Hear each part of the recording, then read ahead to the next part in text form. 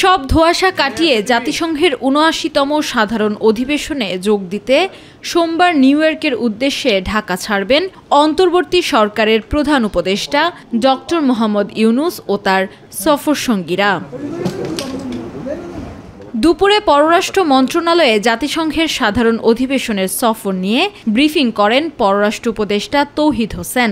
জানান কি কি বিষয় প্রাধান্য পাচ্ছে এবারের অধিবেশনে।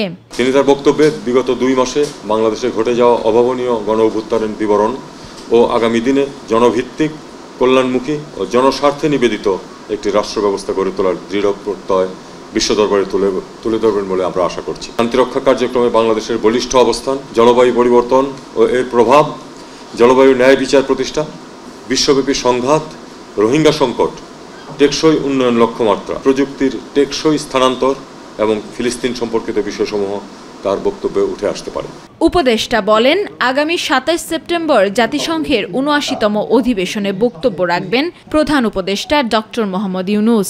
একই সাথে নেদারল্যান্ডস, পাকিস্তান, নেপাল, ইউরোপীয় কমিশন প্রধান, যুক্তরাষ্ট্রের পররাষ্ট্রমন্ত্রী সহ উচ্চ পর্যায়ের বৈঠক করবেন প্রধান উপদেষ্টা।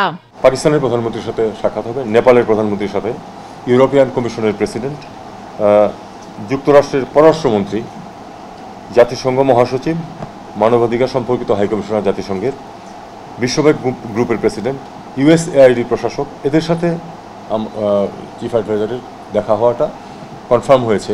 এছাড়া যেটা আমি বলছিলাম যে কিছু পাইপলাইনে আছে আরও, সেগুলো আমরা শেষ পর্যন্ত জানতে পারবো। ভারতের সাথে বাংলাদেশের সম্পর্কের অবনতি ঠেকাতে ভারতের প্রধানমন্ত্রী নরেন্দ্র মোদীর সঙ্গে প্রধান উপদেষ্টার সাইডলাইন বৈঠক হবে কিনা এমন প্রশ্নের জবাবও দেন পররাষ্ট্র উপদেষ্টা।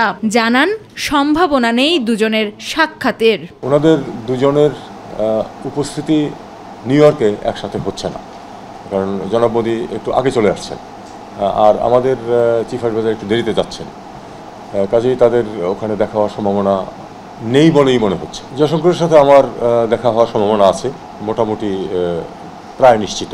ভারতের সাথে সম্পর্কের ক্ষেত্রে একটু টানাপোড়েন চলছে, এটা কিন্তু স্বীকার করতে হবে প্রথমেই, কারণ সমস্যার সমাধান করতে হলে তো সমস্যার অস্তিত্ব অস্বীকার করলে চলবে না।